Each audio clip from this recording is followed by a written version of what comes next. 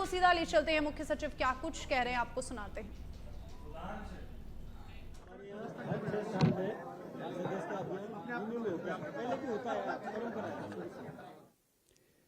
All captains, leaders and representatives of the business and industry assembled here, members and friends of the media, all officers of Government of Rajasthan, RICO, CII and other state government bodies, ladies and gentlemen, सर्वप्रथम मैं state के behalf पे और व्यक्तिगत अपने behalf पे आप सभी का आज के इस समारोह में हार्दिक स्वागत एवं अभिनंदन करता हूं। मुख्यमंत्री जी ने पदभार संभालते ही 1 महीने के अंदर एक ऐतिहासिक निर्णय लिया। उन्होंने कहा कि हमें अपने सरकार के पहले साल में ही एक ग्लोबल इन्वेस्टर समिट करना है, और पहले साल में इसलिए उनका विजन ये है कि पहले साल में समिट होगा तो अगले 2-3 साल में सरकार के कार्यकाल के दौरान ही वो प्रोजेक्ट्स इंप्लीमेंट हो जाएंगे। इस विजन और सोच के साथ मुझे अभी भी याद है, स्टोन मार्ट एक इवेंट होता है जयपुर में 2 साल में एक बार, इंटरनेशनल स्टोन फेयर। जनवरी 22 या 23 तारीख को स्टोन मार्ट का इवेंट था। उसी में मुख्यमंत्री जी ने घोषणा की कि हम फर्स्ट ईयर में एक समिट करेंगे, और आज आप सबके सामने है। तब से पिछले 6-8 महीने में इसमें बहुत काम हुआ, और न सिर्फ फर्स्ट ईयर में होगा बल्कि ये एक रेगुलर इंटरवल्स पे ये इवेंट होगा। वो फ्रीक्वेंसी क्या है वो मुख्यमंत्री जी खुद ही डिसाइड करके आप लोगों से शेयर करेंगे, क्योंकि राज्य सरकार मुख्यमंत्री जी के नेतृत्व में पूरी तरह समर्पित है कि हर एमओयू को ग्राउंड पे ट्रांसलेट करें और जल्दी से जल्दी करें। हमारे प्रिंसिपल सेक्रेटरी इंडस्ट्रीज ने बहुत डिटेल में प्रेजेंटेशन किया, सब पॉइंट्स उसमें कवर हो गए, मैं कुछ रिपीट नहीं करूंगा। मैं सिर्फ ये कहना चाहूंगा कि जो पॉलिसी रिबूट हो रहा है, करीब 20 नई पॉलिसीज एडवांस स्टेज में हैं रिलीज होने की, और प्रॉबेबली 1 महीने के अंदर वो रिलीज भी हो जाएंगी। और आप देखेंगे उन पॉलिसीज में जो कुछ सेक्टर्स में तो अभी पॉलिसी है ही नहीं, कुछ सेक्टर में तो बिल्कुल नई पॉलिसीज आएंगी। जिन सेक्टर्स में पॉलिसीज पहले से हैं उसमें और बेटर, ज़्यादा अट्रैक्टिव हो जाएंगी, और बहुत जल्दी ये सब पॉलिसीज आपके सामने आएंगी। कईयों में स्टेक होल्डर कंसल्टेशन हो चुका है, अब सिर्फ उनको फाइनलाइज करना बाकी है। मैं सिर्फ एक सेक्टर पे कंसंट्रेट करूंगा, क्योंकि हमारे honourable minister, chief minister overarching picture आपको देंगे। रिन्यूएबल एनर्जी सेक्टर राजस्थान में बहुत ही पोटेंशियली इम्पॉर्टेंट सेक्टर है।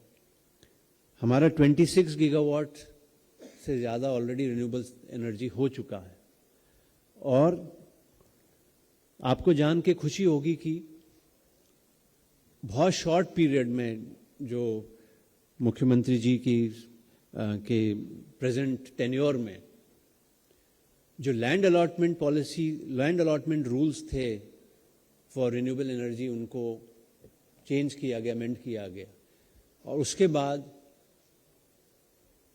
कई सोलर पार्क्स के लिए, कई सोलर प्रोजेक्ट्स के लिए स्टेट गवर्नमेंट ने लैंड अलॉट की, जहां प्राइवेट इंडस्ट्री को प्राइवेट लैंड नहीं मिल पा रही थी। प्राइवेट लैंड एग्रीगेशन का एक बहुत बड़ा काम होता है।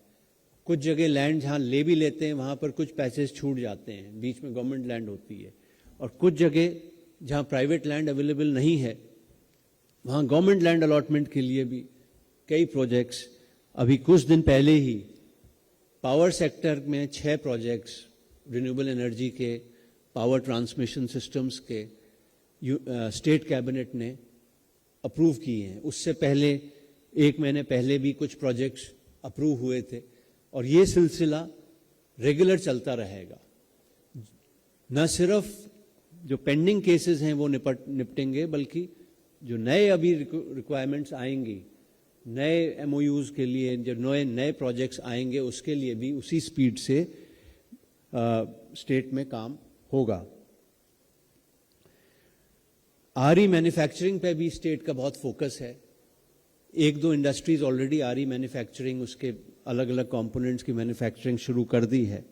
ग्रीन हाइड्रोजन पॉलिसी भी स्टेट में लागू है, उसको रीलुक कर रहे हैं, देख रहे हैं कि उसको कैसे और इम्प्रूव किया जा सकता है, क्योंकि ग्रीन हाइड्रोजन के लिए जो ग्रीन वाला कंपोनेंट है रिन्यूएबल एनर्जी, उसमें तो राजस्थान के पास उसमें सफिशिएंट है, उसमें किसी तरह की कोई कमी नहीं है।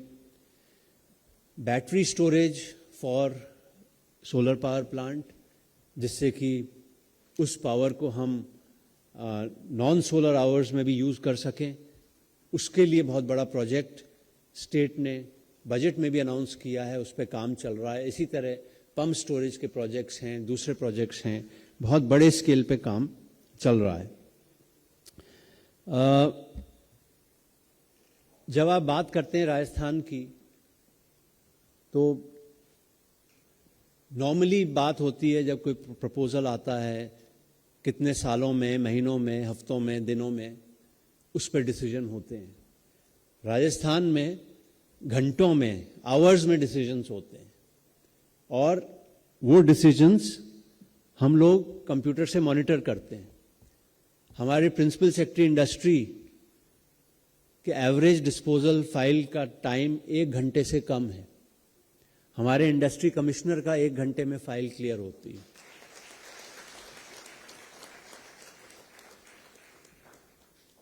सीएमओ में हमारी घंटों में फाइलें क्लियर होती हैं। शिखर जी हमारे एसीएस सीएम हैं, 1 घंटे में। मतलब जहां डिसीजंस महीनों, हफ्तों, दिनों में होते हैं, यहां पर घंटों में होते हैं। आपको जानकर खुशी होगी, बिकॉज अल्टीमेटली कोई भी इन्वेस्टमेंट डिसीजन हो, इट ऑल गुड गवर्नेंस से ही लिंक होता है। मुख्यमंत्री जी ने आने के बाद बहुत जोर दिया, फाइलें पेंडिंग नहीं रहनी चाहिए अधिकारियों के यहाँ। अगर हमारे स्टेट के सब सेक्रेटरीज को हम कंबाइन करते हैं, तो जो एवरेज फाइल डिस्पोजल टाइम 30 घंटे था कुछ महीने पहले तक, 6-8 महीने पहले जब सरकार बनी थी, आज वो सेक्रेटरीज का average file disposal time 30 hours से रिड्यूस होकर 4 आवर्स हो गया। हमारे डिस्ट्रिक्ट कलेक्टर्स का file average file time 36 hours था, वो 2 आवर्स हो गया। सो ये जो एक फास्ट डिस्पोजल, गुड गवर्नेंस, ये सब कंट्रीब्यूट करता है। जितने लैंड रिलेटेड इश्यूज हैं, चाहे लैंड कन्वर्जन के हों, म्यूटेशन के हों, सब ऑनलाइन हो गए हैं। ऑनलाइन में टाइम लिमिट्स तय हो गई हैं कि इतनी दिन में लैंड कन्वर्जन होगा, इतने दिन में तहसीलदार के लेवल पे होगा, इतने दिन में एसडीएम, इतने दिन में कलेक्टर, इतने दिन में अगर मैटर स्टेट गवर्नमेंट पे आता है तो होगा। कहने का मतलब है कि इन्वेस्टमेंट क्लाइमेट के साथ साथ उसको बिल्ड करने के लिए good governance, fast decision making, उस पर भी बहुत ज्यादा मुख्यमंत्री जी का जोर है। उसके रिजल्ट्स ऑलरेडी आने लग गए हैं। जैसे अरुण जी ने कहा और कहते हैं कि the best advertisement for your product is a satisfied customer. Arun ji 5 साल से सीईओ हैं। उन्होंने जो राजस्थान के बारे में, वहां के बिजनेस एनवायरनमेंट के बारे में बात की, वो मेरे ख्याल से स्पीक्स वॉल्यूम्स। लास्ट में मैं बस एक एग्जाम्पल देना चाहता हूं।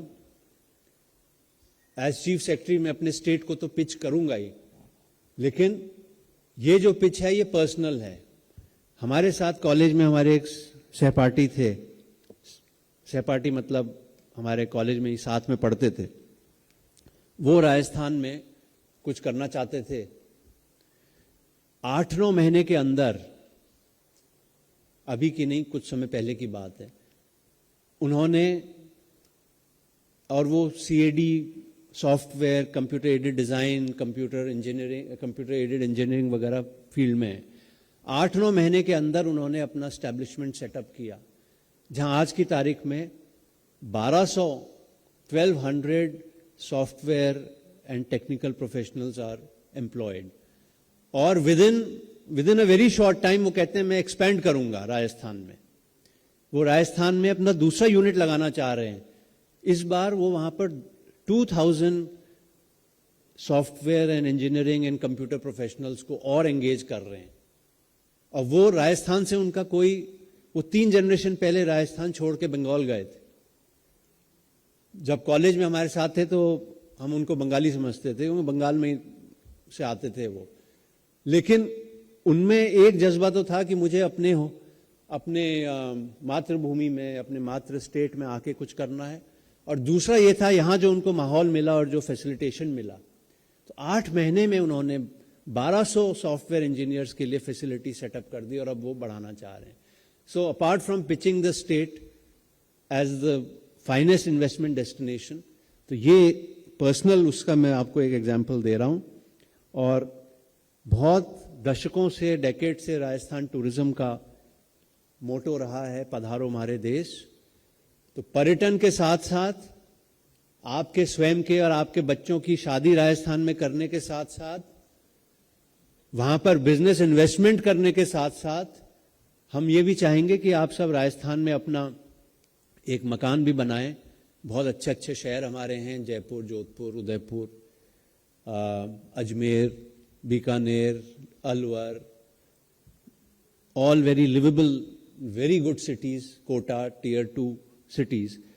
तो आप राजस्थान में आएं, इन्वेस्टमेंट भी करें, वहाँ रहें भी, बच्चों की शादी भी करें, क्योंकि ऐसा पोटेंशियल स्टेट शायद दूसरा मिलना बड़ा मुश्किल है। तो इसी के साथ मैं अपनी बात को समाप्त करता हूं।